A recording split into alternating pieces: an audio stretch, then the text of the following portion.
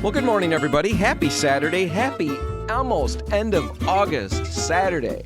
Oh, my goodness. End of August. I cannot believe that this has happened this quickly.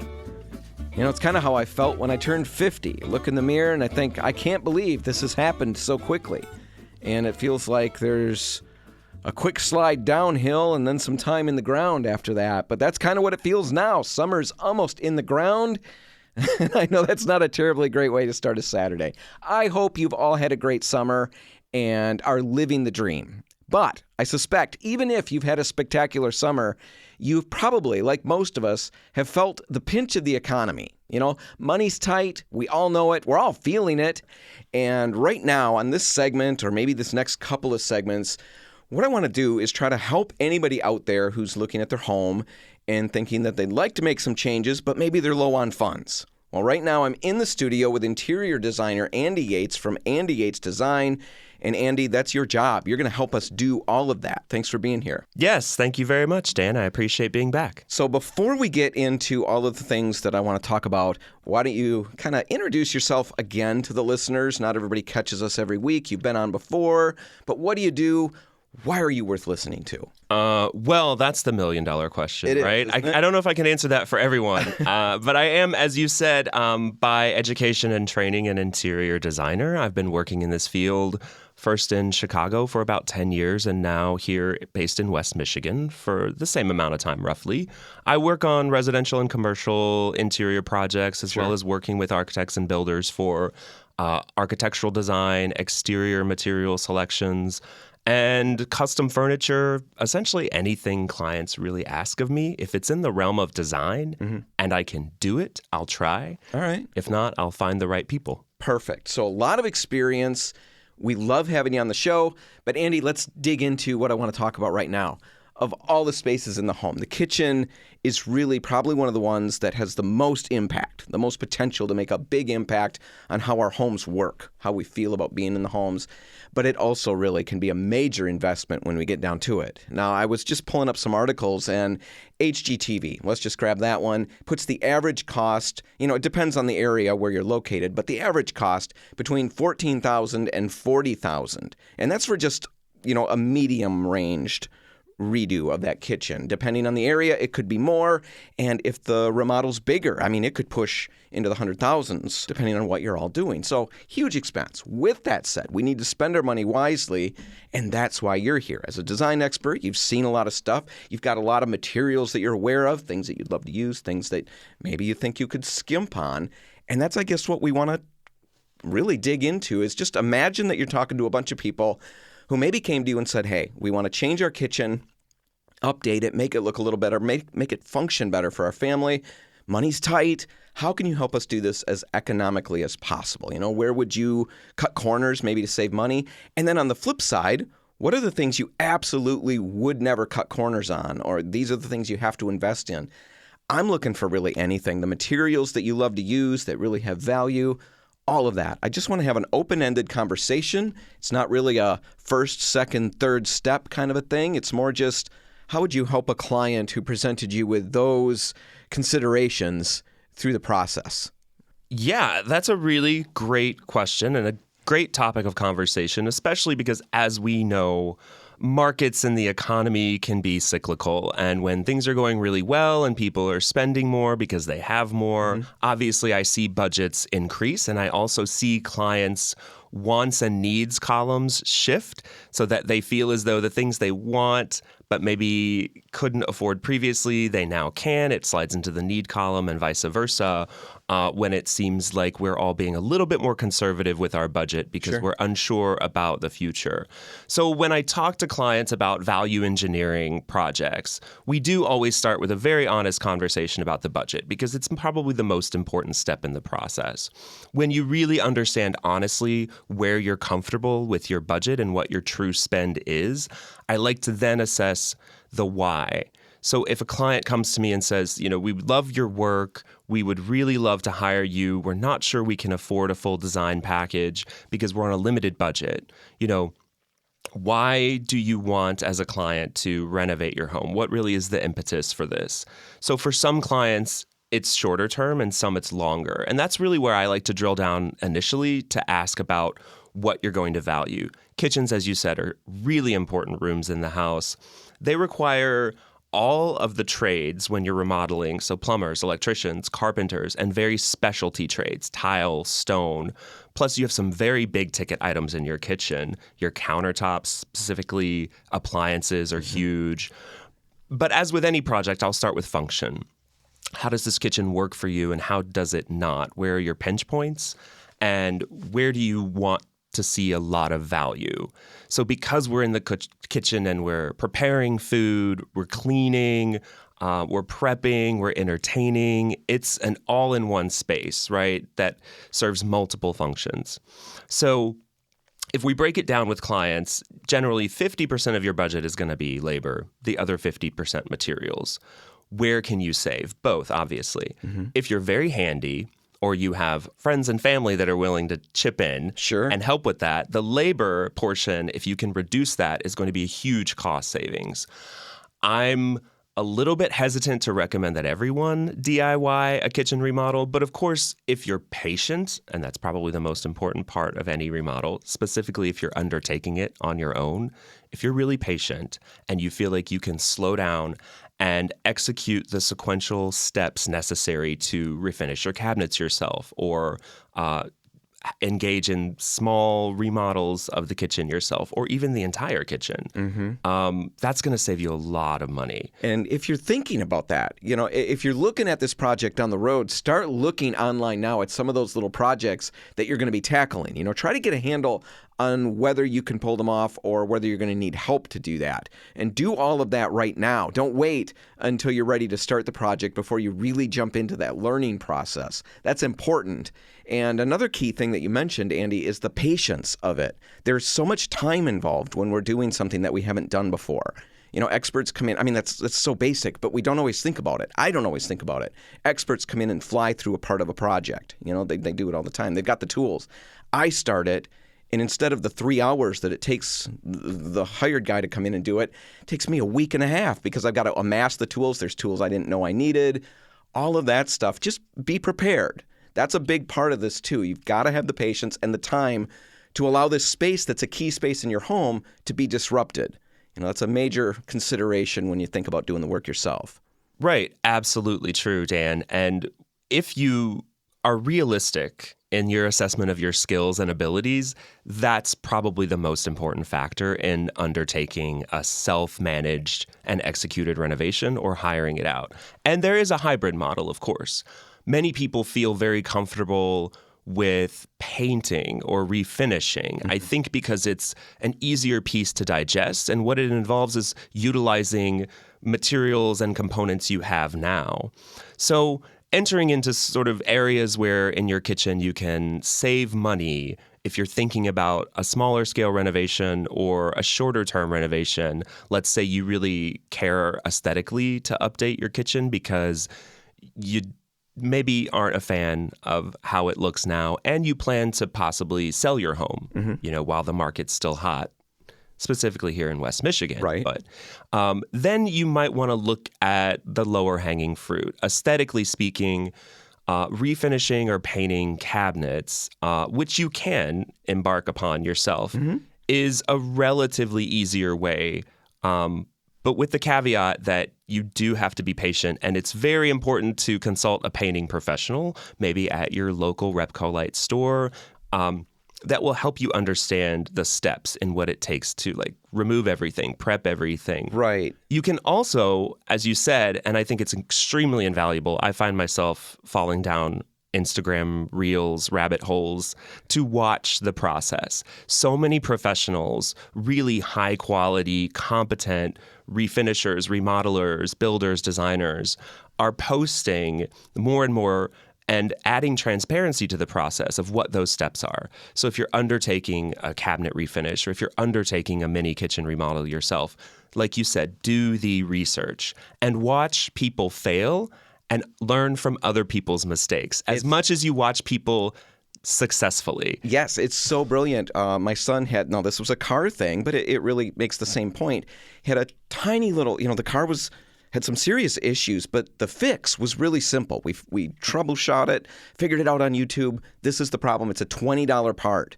I mean, this is so exciting. We're going to get this thing fixed on our own. And like you said, we're watching some experts go through it, and we realized, okay, this tiny little $20 part is going to take us hours and hours and hours to get at.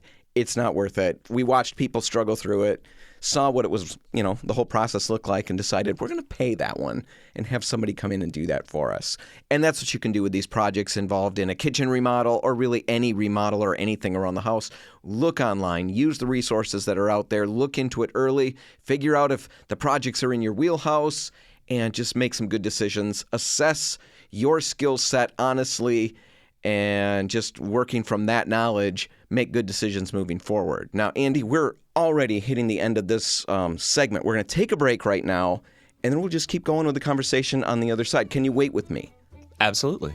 All right, we'll be back in just a minute with Andy Yates from Andy Yates Design, talking about kitchen updates and trying to do it as economically as possible. That's all next. Stick around.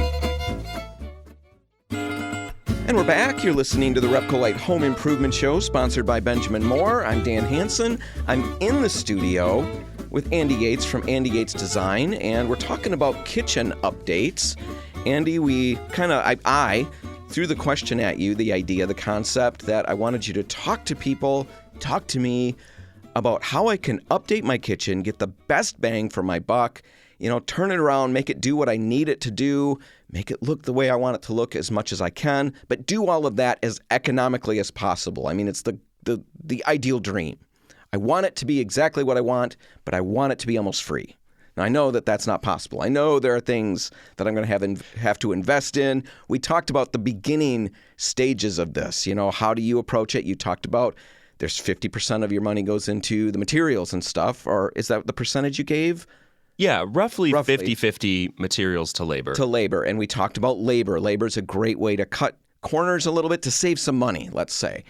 And you brought up the two obvious ones, painting the walls in there if it's aesthetic that you're trying to change, you want, really update that color.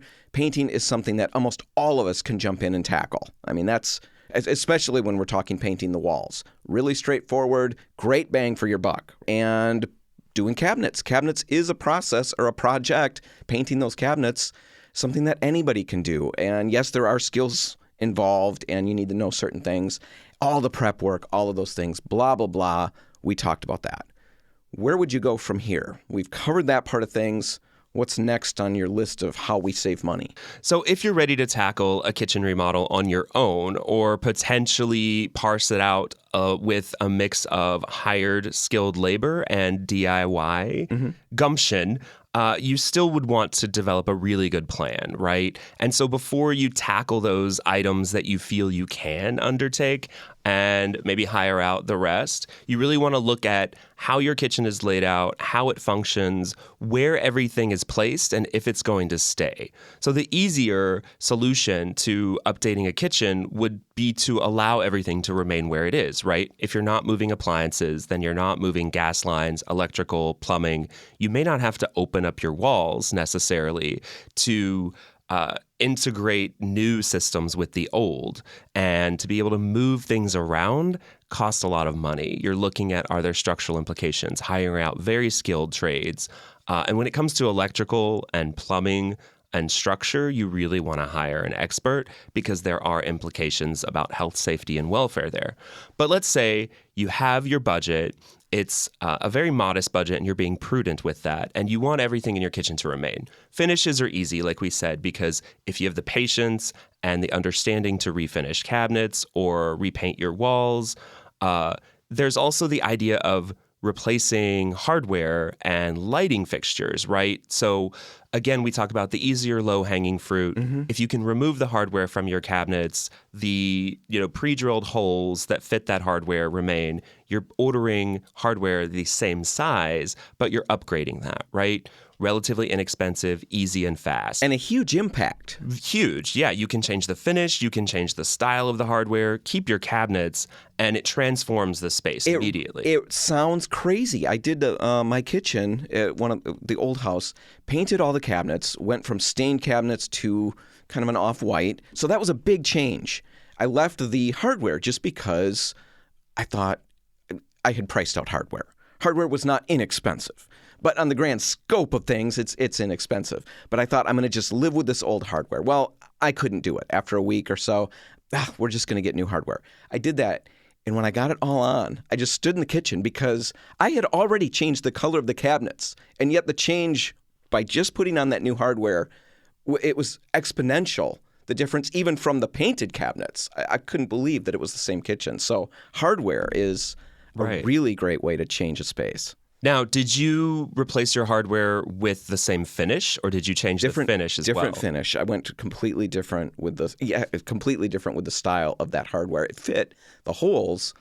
Right. Looked completely different, and I could not believe that little piece on each little door and each little drawer made that much of a difference. Absolutely. And the impact of, we go back to basic art concepts, basic art class, right? And you have those 7 principles of design. Well, when we look at things like color and contrast, they're very dramatic. And if you have high contrast, new white cabinets with black hardware, if you have bold color, right? You take your kitchen from maybe an off-white to a red, even in a small area or a bold primary color, that makes a huge impact, and it's relatively inexpensive. Mm-hmm. You can also do the same with light fixtures. If you're replacing a flush mount fixture with a junction box with a new fixture, right, you can dramatically change the style, the scale, the shape, and the impact of the space is pretty significant. Upgrading your appliances, again, if they're remaining where they are and the size stays the same, maybe you're going from white to stainless steel, or you have an amalgamation of mismatched appliances. I would say be very conscious about how you can finance that and shop around during the holiday sales. Also, ask your local appliance dealers if they have samples. There are warehouses that sell gently used appliances, right? There are places where you can buy samples that maybe are a little bit worn. Maybe they have a ding here or there. Mm-hmm. If you're willing to sacrifice the idea of a brand new appliance package, then you can potentially save thousands of dollars on very high quality appliances. And it's another way to immediately update your kitchen, especially with function, because you can have new appliances that are digital, that have many more features.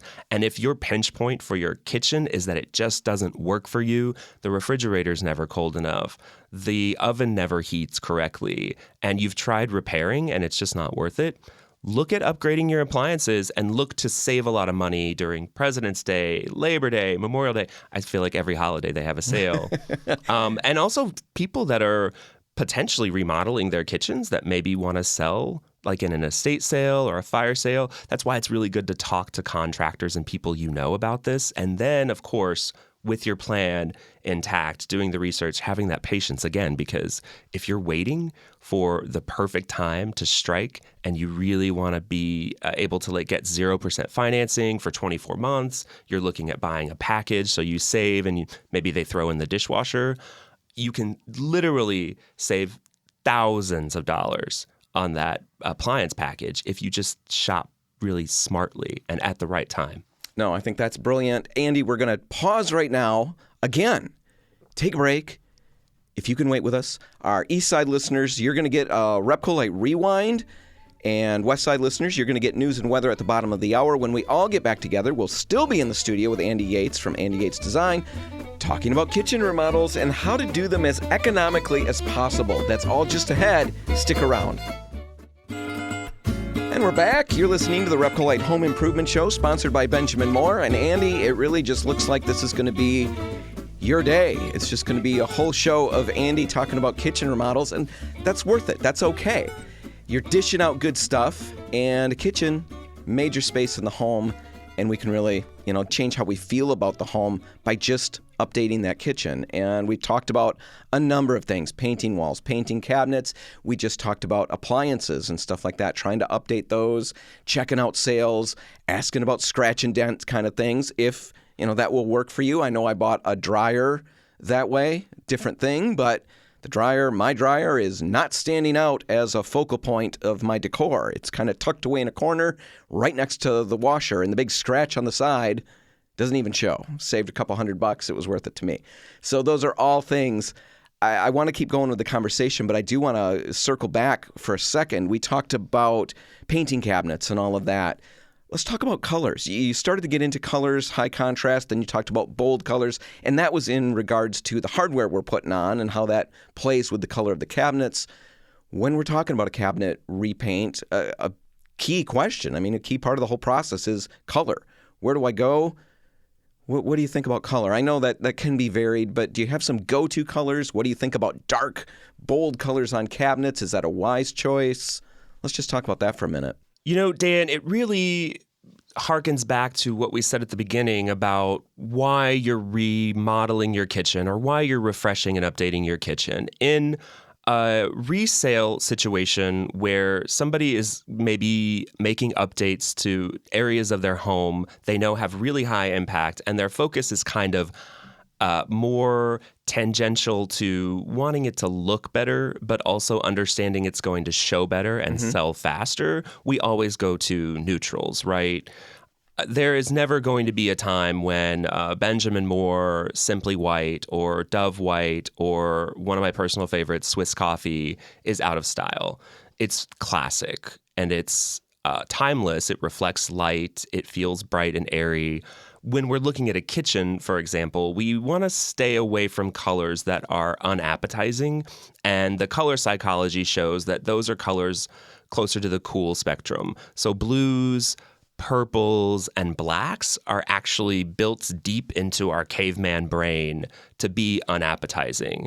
And if you think about it, many of the foods that we eat don't fall into that color area of the spectrum. Don't eat a lot of blue things, blueberries, but I can't think of a whole lot of other things. Black things, I choose, chocolate, though. Right.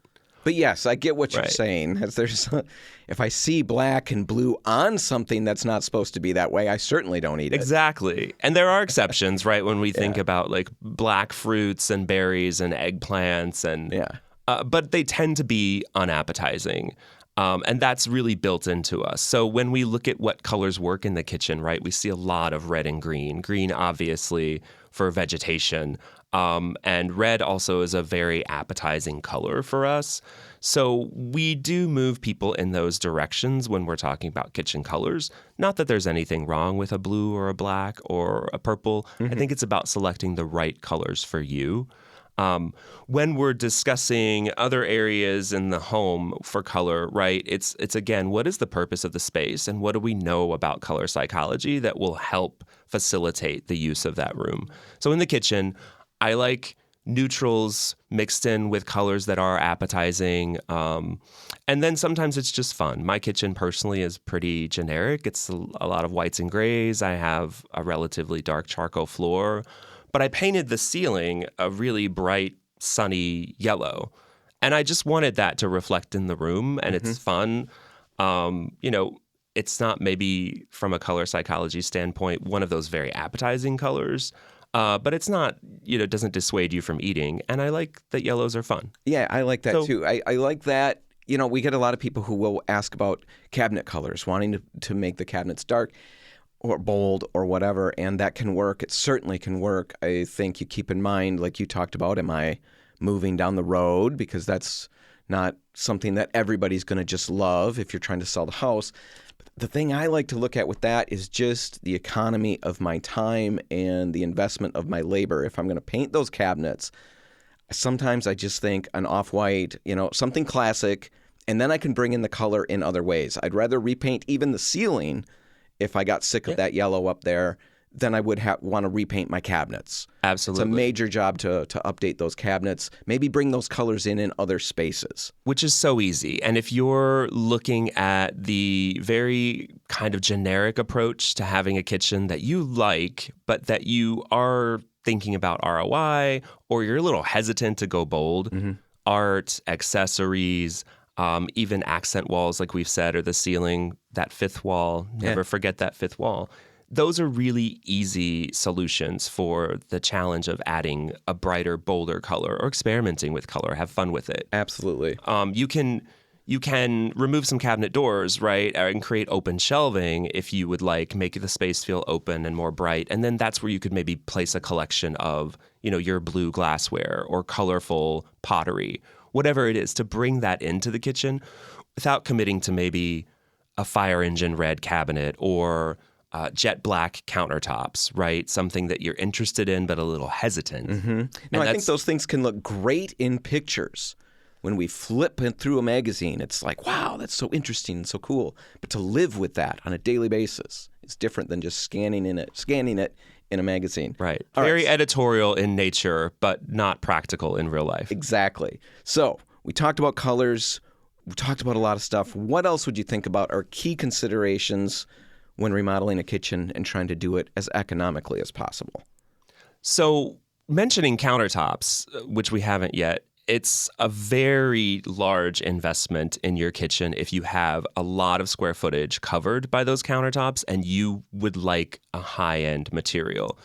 Where you can save money there is really looking at a lower square footage price point for something like a laminate, which is great. Laminates look like everything under the sun. There are wood looks, stone looks, different kind of artistic looks, patterns and prints that you just can't find in natural stones or quartz. Then you can look at maybe replacing part of your kitchen countertops. So if you have an island or a peninsula, a place where it might be easy to replace a small part of that countertop with something like quartz or stone, then you can create that impact, but on a budget, right? And there's also ways to, again, value engineer that so you're looking for those sales on closeouts or overstocks of stones, and looking again to see if you're financing that where you can save and borrowing other people's money for free, right? If there are financing options for you. And go to your local stone fabricators, because they are the individuals that will actually sell you those stones, and see if they have remnants, which for your specific kitchen, if you have the space and the sizing that works with remnants, that could be a fantastic way to save money. Oftentimes people think of those in maybe a bathroom or a powder room where you only need like a 60-inch piece for a vanity or a 30-inch piece for a vanity.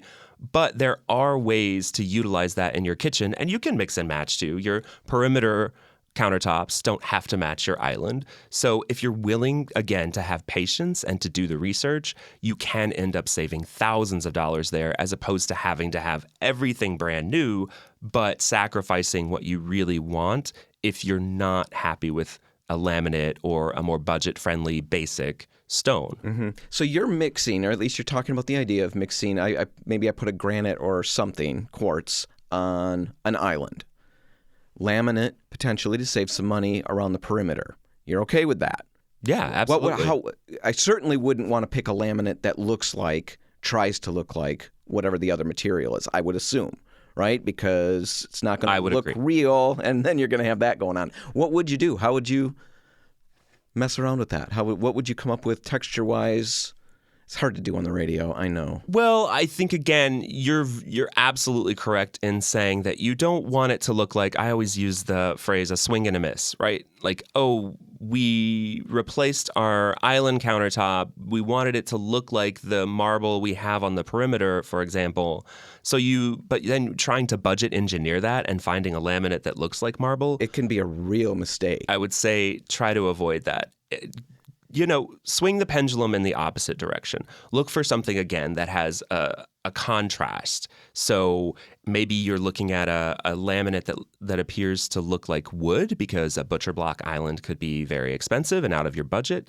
However, you can find countertops and large pieces of laminated MDF or other materials, substrates. Those are easy to find. And then you think about contrast with pattern and texture and material, right? So a dark island, a light perimeter, or vice versa, a wood look or actual wood base in your island versus maybe stone for the perimeter. The same with your cabinets. If you don't want to undertake refinishing everything, potentially you only refinish the wall cabinets, right? And even to that extent, we didn't talk about it, But that mixing of materials, it can look great. This is where I might advocate for hiring a designer or working maybe with someone who has a great design eye that can help you, again, like aggregate all of those materials together, review them in their totality, and help you understand what might work and what might not for you. Right. We can help with some of that in our stores. By all means, we've got people who can help with color all the time. We've also got contacts with all kinds of interior designers in the area around each of our stores. And Andy, at the end, will give out your contact info. So yes, by all means, reach out to an expert if you're starting to push the boundaries of where you're comfortable. You want the work that you put in and the money that you invest to pay off and not be a swing and a miss. All right, we're going to take a quick break. And then we're going to come back and catch one last segment and hit everything that we haven't gotten to yet. Andy, can you wait with me? I'm assuming. I'm not even asking. I'm assuming you're going to wait with me. All right, we'll be back in just a minute. Stay tuned. And we're back. You're listening to the Repco Light Home Improvement Show, sponsored by Benjamin Moore. And it's been a whole episode of talking about a kitchen remodel and trying to do that economically. A lot of great information. I'm in the studio with Andy Yates from Andy Yates Design. And if you missed any of the rest of the show, you're going to want to go to repcolite.com and check out the whole thing right there after we go off the air today. You'll find it there and catch everything that Andy's been dishing out because it's been good stuff.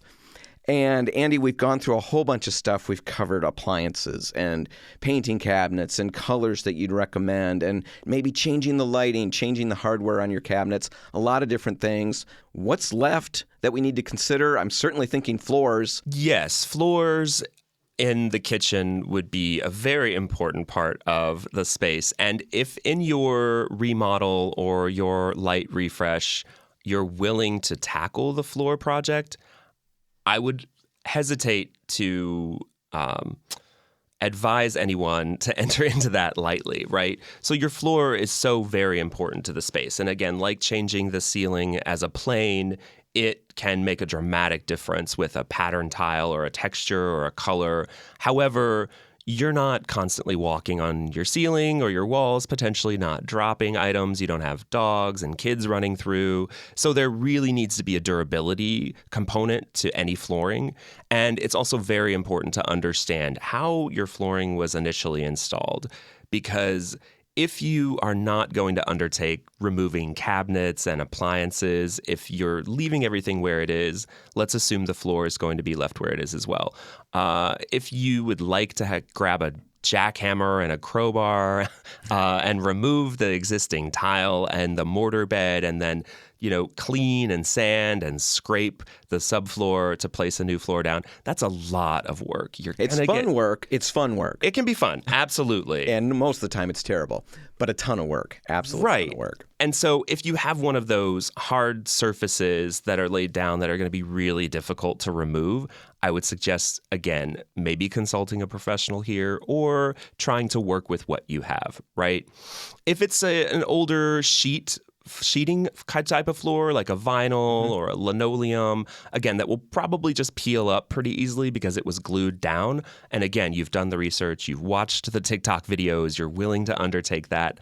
That is a little bit easier, right? And if you remove that and want to replace it with a tile, like an inexpensive porcelain, which would be a great format, many, many colors, textures, fun patterns, and field sizes, then you're going to be able to do that more easily than if you were removing, a hard surface floor. You want to think about something that's really durable, like stone and tile. Porcelain is easy, it's relatively inexpensive, and it can make a big difference in your flooring. How do you feel about some of the luxury vinyl plank stuff? I know we're talking economics here. We're trying to be economical. Those are easy to install.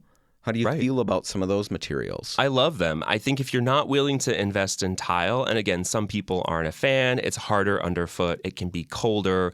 Looking at any manner of, like we had mentioned, homogeneous, like sheeting floor that is one continuous sheet that you glue down, but you cut it around your cabinets and your fixtures is great. And where those vinyls and those laminates have progressed now, they've evolved so much in the last 20 years. The technology is fantastic, the durability, and the look that they can achieve for the budget, it's amazing. I undertook a very similar renovation for my mother-in-law's kitchen. She's 92 now. She renovated that kitchen maybe 40, 35 years ago. And a few years ago, she wanted a refresh. And we did exactly what we're talking about, Dan. I removed the laminate countertops and gave her a solid surface. We would think about maybe Corian as the brand name for that. What I love about that, it was relatively inexpensive, and you're able to integrate a sink so that there's no lip. Yep. And we pulled up her old, dated, but well-loved laminate, and we replaced it with a sheet floor. But this one looks more like tile, so it gave her a dramatically different look. Very durable, very easy to clean. We replaced the cabinet hardware. We pulled off the wallpaper and put new, fresh white wallpaper on the walls. Again, these were relatively easy changes, but it made a huge impact in the kitchen. And so if you're willing to tackle the floor, just know what you have. Again, know the limits of your skill set and understand what you're getting into. But those laminate and vinyl products are great. Right. And ask your questions when you talked about durability. There's so many different levels of, everything for the most part. When we're talking about, vinyl planking or, sheet good vinyl flooring, things like that, you can get a very inexpensive price point, but there's a reason it's a very low price point. And the durability, the wear layers, all of those things may not be suitable for your particular use. So don't just price shop, dig into it, because if you're going to spend X amount of money, maybe X amount of money plus $200 or plus $500 is going to get you more where you want to be. And it's not worth spending that little bit and then coming up short on durability issues on a floor. That's going to be a real pain. Andy, we probably have maybe 2 minutes left, something like that. Anything else? With kitchens specifically, because they are so important to how our home functions, and they are very potentially expensive spaces, I would just caution everyone to understand that it's perfectly legitimate to want to DIY a kitchen remodel. To make those upgrades that are relatively easy and relatively inexpensive, it can dramatically transform the space. And I would not hesitate to implore anyone who feels like they want to tackle it to do so. I do caution anyone against jumping in blind, right? We don't want to go in head first into what could potentially be a very complicated process. And when you're looking at a kitchen remodel, it's important to understand there's water involved, there's electricity, there are a lot of health and safety issues, and you want to be cognizant of that before you start to open up walls or replace plumbing fixtures, right? Water is the enemy of all buildings. So if you feel like I'm just going to swap out this old crappy stainless steel sink and faucet for a new one I found at a great deal at a big box store, but I don't want to hire a plumber to make the connections, well, just be very aware that that could potentially lead to a much larger, much more expensive issue if you're not fully aware of what you're doing. It is so surprising how something that seems like such a small plumbing job can turn into something that's a real pain in the neck. I have spent way too many hours on Saturday afternoons just swapping out something simple and finding that things didn't go quite like I thought they were going to go. Anyway, Andy, why don't we give out your contact info if our listeners want to reach out, get in touch, maybe bring you in for any project in their home or business? How do they get in touch with you? My website is andyyatesdesign.com, and I am based in West Michigan, but I work all over the Midwest and all over the country. So if anyone out there listening is interested, they can find more information there or reach out at 616-287-3871.